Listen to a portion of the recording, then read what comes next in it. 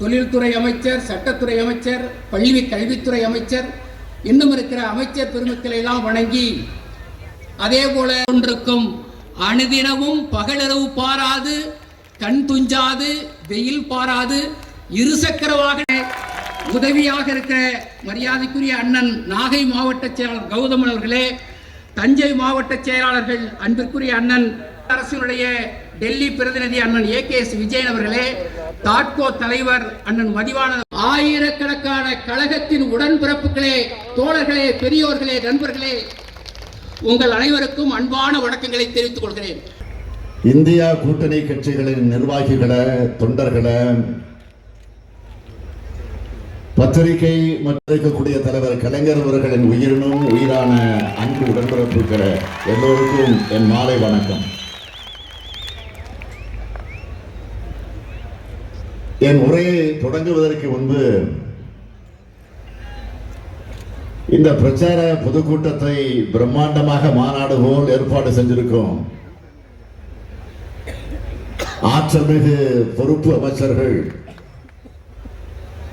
மாவட்ட செயலாளர்கள், நிர்வாகிகள் என அனைவருக்கும் என்னுடைய மனம் நிறைந்த பாராட்டுக்கள், வாழ்த்துக்கள். இந்திய நாடாளுமன்றத்திற்கு ஏப்ரல் 19ஆம் தேதி முதல் கட்டமாக தேர்தல் நடக்க இருக்கு. தஞ்சை தொகுதி வாக்காளர்கள் நாம் வெற்றி வேட்பாளர் முரசொலிக்கு உதயசூரியன் சின்னத்தில் வாக்களிக்கணும். முரசொலியை படிச்சு வளர்ந்தவன் நான். இன்னைக்கு முரசொலிங்கிற பேர்ல வேட்பாளராக இருக்கக்கூடிய அவருக்கு வாக்கு கேட்க வந்திருக்கிறார். முரசொலி தலைவருடைய மூத்த பிள்ளை. அந்த மூத்த பிள்ளைக்கு வாக்கு கேட்க உங்க வீட்டு பிள்ளையான இந்த ஸ்டாலின் வந்திருக்கிறார்.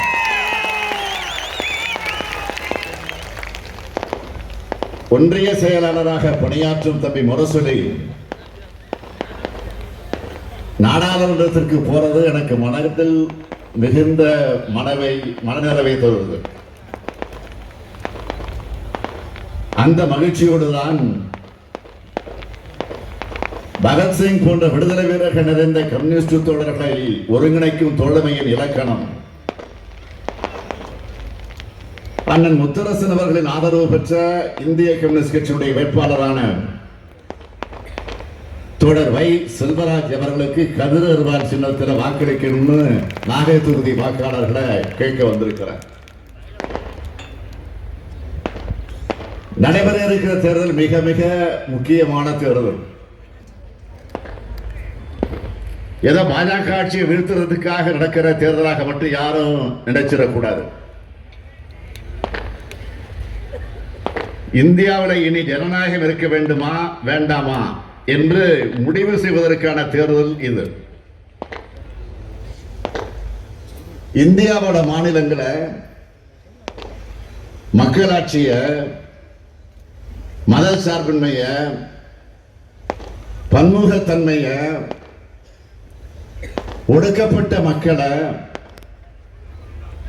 ஏழை எளிய மக்களை காப்பாற்றணும்னா பாஜக இன்னொரு முறை ஆட்சிக்கு வரக்கூடாது. பாஜக திரும்ப ஆட்சிக்கு வந்தா இந்தியா என்ற கூட்டாட்சி அமைப்பே இருக்காது. நாட்டில் ஜனநாயக அமைப்பு முறையே இருக்காது. நாடாளுமன்ற நடைமுறையே இருக்காது. இவ்வளவு ஏன் மாநிலங்களே இருக்காது. முதல்ல நாம எல்லோரும் இதை உணரணும். கண்ணுக்கு முன்னால ஜம்மு காஷ்மீர் மாநிலம் சிதைக்கப்பட்டதை பார்த்தோம். ஜம்மு காஷ்மீர் மாநிலத்தை ரெண்டாக பிரிச்சாங்க. அங்க இருக்கிற மக்களோட விருப்பத்துக்கு மாறாக யூனியன் பிரதேசமாக மாற்றினாங்க. அரசியல் கட்சி தலைவர்களே வீட்டு சிறையில் அடைச்சாங்க.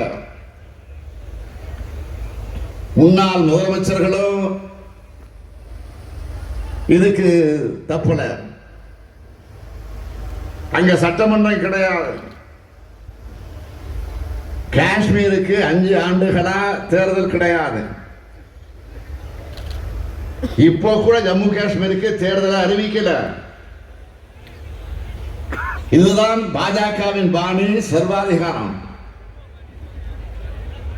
இந்த நிலைமை நாளை தமிழ்நாட்டுக்கும் ஏற்படலாம். ஏன் பாஜக திரும்ப ஜெயிச்சா இதே நிலைதான் எல்லா மாநிலங்களுக்கும் ஏற்படும். இது ஏதோ எதிர்கட்சி மாநிலங்களுக்கு மட்டுமல்ல, பாஜக மாநிலங்களுக்கு ஆபத்து வரத்தான் செய்யும். 2014ஆம் ஆண்டு ஆட்சிக்கு வந்த பாசிச பாஜக இந்தியாவை எல்லா வகையிலும் மிக மோசமான வகையில பாழ்வடைத்திருச்சு. அது மட்டுமல்ல, இந்தியாவில் இருந்த எல்லா கட்டமைப்புகளையும் சேதிச்சுட்டாங்க. இன்னைக்கு தினமணி 8ல் ஒரு தலையங்கம் எழுதி இருக்காங்க, படிச்சிருப்பீங்கன்னு நினைக்கிறேன், இருந்தாலும் சொல்றேன். அந்த தலையங்கத்தில் தேர்தல் நெருங்கி வர நேரத்தில் எதிர்கட்சி சேர்ந்தவங்களை பிரச்சாரத்தில் ஈடுபட முடியாத அளவுக்கு கைது செய்து விட்டுருக்கு. ஒன்றிய ஆளுங்கட்சி உள்நோக்கத்தோடு கூடிய நடவடிக்கை, பல்வேறு வழக்குகளில் இருந்து விடுபட பாஜக கட்சிக்கு மாறணுமங்க மேல சட்டம் தன்னுடைய கடமையை செய்ய மறுக்கிறதுக்கு காரணம் என்னன்னு அடுக்கடுக்க பல கேள்விகளை கேட்டிருக்காங்க. ஒரு பைசா கூட வரல. பாதுகாப்பு அமைச்சர் வந்து பார்த்தார், தரதா சொன்னார், தரல. நிதியமைச்சர் வந்து பார்த்தார், தரதா சொன்னார், தரல. குழு வந்து பார்த்து வாங்கி தரதாக சொன்னாங்க, தரல. தமிழ்நாட்டு எம்பிக்கள் உள்துறை அமைச்சரை டெல்லிக்கு போய் சந்திச்சாங்க, அவரும் தரதா சொன்னார், தரல. ஏன் தரல? தமிழ்நாட்டுக்கு தர்றதுக்கு அவங்களுக்கு மனசு இல்லை. சமீப காலமா தமிழ்நாட்டுக்கு வரக்கூடிய பிரதமர்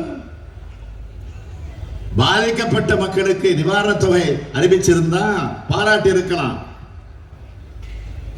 தமிழ்நாட்டுக்கு எதையும் தராத மோடிக்கு தமிழ்நாட்டு மக்களும் தங்களுடைய வாக்கையும் தர மாட்டாங்க. தமிழ்நாட்டுக்கான சிறப்பு திட்டங்களை எதையும் வழங்காத மோடிக்கு தமிழ்நாட்டு மக்கள் வாக்களிக்க மாட்டாங்க என்பதுதான் உண்மை. இது மோடிக்கும் தெரியும். அதனால்தான் திமுக மேல அளவுக்கு அதிகமான ஆத்திரத்தை கொட்டுகிறார். மாநிலமாக போய் திமுக விமர்சிச்சார். இப்ப தமிழ்நாட்டுக்கு வந்து அதே பல்லவியை பாடுறாரு. திமுக மேல ஏன் அவருக்கு கோபம் வந்துச்சு? இந்தியா முழுவதும் பாஜகவுக்கு எதிராக தனித்தனியா இயங்கி வந்த கட்சிகளை ஒருங்கிணைக்க நான் காரணமாக இருந்தேங்கிற ஆத்திரத்துல திமுகவை இன்றைக்கு விமர்சிச்சுட்டு இருக்கிறார். தன்னை எதிர்க்க யாரும் இல்லைன்னு இருந்தவருடைய பழப்ப இந்தியா கூட்டணி கெடுத்துடுச்சு. எதிர்கட்சிகள் ஒண்ணு சேருதுன்னு கடவுடகத்தில் இருந்த மோடியின் தூக்கத்தை இந்தியா கூட்டணி கலைச்சிடுச்சு. தூக்கத்திலிருந்து எழுந்து திமுகவை தரக்குறைவாக பேசுகிறார். அது பத்தி எங்களுக்கு கவலை இல்லை. இது போல எத்தனையோ ஏச்சுக்கள், ஏளனங்கள், அரட்டல்கள், மிரட்டல்களை பார்த்து பழக்கப்பட்டவங்க நாங்க. வசவுகளை வாங்கி உரம் பெற்றவங்க நாங்க. கலைஞர் ஸ்டைல்ல சொல்லணும்னா பிரதமர் மோடி அவர்களை நாங்கள் தென்றலை தீண்டியதில்லை, ஆனால் தீயை தாண்டி இருக்கிறோம். கருப்பு சிவப்பு கொடியை கையிலேந்தி வர திராவிட முன்னேற்ற கழக உடன்பிறப்ப இன்னும் தீவிரமா வேலை செய்ய வைக்கிறது இந்த எதிர் தாக்குதல் தான். எதிர் தாக்குதல் வந்தாதான் திமுக தொண்டர்கள் உற்சாகத்தோடு வெறியோடு களப்பணி ஆற்றுவாங்க. இவ்வளவு நாளா நான் உங்களை உசுப்பி விட்டு உற்சாகப்படுத்தி வந்தார் நம்முடைய தமிழ்நாட்டில் இருக்கக்கூடிய ஆளுநர் RN ரவி அவர்கள். அவருக்கு நேற்று முன்தினம் உச்ச நீதிமன்றம் கடுமையான வார்த்தைகளால் எச்சரிக்கை கொடுத்திருக்கு. உச்ச நீதிமன்றத்துடைய தீர்ப்பையும் அரசியலமைப்பையும் அவமதிச்சா அதை பார்த்துட்டு நாங்க சும்மா இருக்க மாட்டோம், மாண்புமை நீதியரசர்கள் சொல்லி இருக்காங்க. இதுவரை எந்த ஆளுநரும் உச்ச நீதிமன்றத்தால் இந்த அளவுக்கு கண்டனத்துக்கு உள்ளாகி இருப்பார்களா என்பது சந்தேகம். வெக்கம் மானம் சூடு சுரணம் இருந்தாலும் ராஜினாமா செஞ்சுட்டு போயிருக்கணும்.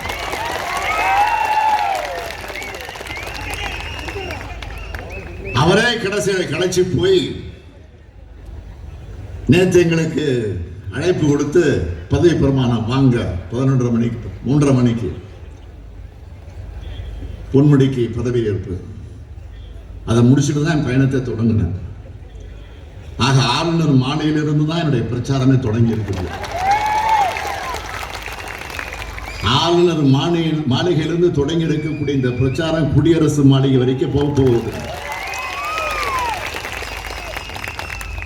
நேற்று எங்களுக்கு ஆளுநர் சொல்லி அனுப்பிட்டாரு, பரப்புறப்போ போயிட்டு வரேன்னு சொல்லிட்டு இன்னைக்கு என்னுடைய பிரச்சாரத்தை பயணத்தை தொடங்குறேன்னு சொன்னேன். அப்படின்னு கை கொடுத்த நானே ஆல் தி பெஸ்ட்னு அவரே சொன்னார். ஆளுநர் பார்த்த வேலையை இப்ப பிரதமர் மோடி தொடங்கி இருக்கிறார். பிரதமர் மோடி அவர்களை நீங்க அடிக்கடி தமிழ்நாட்டுக்கு வாங்க, அப்பதான் தமிழ்நாட்டு மக்கள் அத்தனை பேரும் உங்க மேலையும் பாஜக மேலையும் இருக்கிற கோபத்தை அடங்காம அதிகமாயிட்டே இருக்கும். தமிழ்நாட்டுக்கு எந்த நன்மையும் செய்யாதவர் வாக்கு மட்டும் கேட்டு வராருன்னு பாஜகவோட தோல்வியும் துரோகமும் அப்போதான் மக்களுக்கு இன்னும் ஸ்ட்ராங்காக பதியும். தமிழுக்கும் தமிழத்துக்கும் தமிழ்நாட்டுக்கும் விரோதமான கட்சி பாஜக. பாஜகவுக்கு போடக்கூடிய ஓட்டு தமிழ்நாட்டின் வளர்ச்சிக்கு வைக்கக்கூடிய வேட்டு. அதை மட்டும் மறந்துடாதீங்க. மாநிலத்தை கெடுத்த அதிமுக, மாநிலத்தை கண்டுகொள்ளாத பாஜக, ரெண்டு பேரையும் ஒரு சேர வீழ்த்தணும். அவங்களுக்கு இன்னும் புரியல. தமிழர்கள் பாஜக மாதிரி அடக்க நினைக்கிறவங்களையும் ஏத்துக்க மாட்டாங்க, அதிமுக மாதிரி அடிமையா இருக்கிறவங்களையும் ஏத்துக்க மாட்டாங்க. கடந்த 2 தேர்தலில் நிரூபிச்ச மாதிரி இந்த தேர்தலையும் காட்டணும். தஞ்சை நாடாளுமன்ற தொகுதிக்கு வெற்றி வேட்பாளர் முரசொலி கடமெடுத்து கும்பிட்டு கேட்கிறார் உதயசூரியன் சின்னத்திடம். நாகை நாடாளுமன்ற தொகுதியின் வேட்பாளராக நம்முடைய வை செல்வராஜ் கதிரவால் சின்னத்தில் இருக்கக்கூடியவர். அவரும் உங்களிடத்தில் வாக்கு கேட்டது. உங்களது பொன்னான வாக்குகளை அளித்து வெற்றி பெற வையுங்கள். இந்தியா கூட்டணி ஆதரிப்போம், ஒளிமயமான இந்தியாவை அமைப்போம். நாடும் நமதே, 40 நமதே. நாடும் நமதே, நாடும் நமதே, நாடும் நமதே, 40 நமதே. நன்றி, வணக்கம்.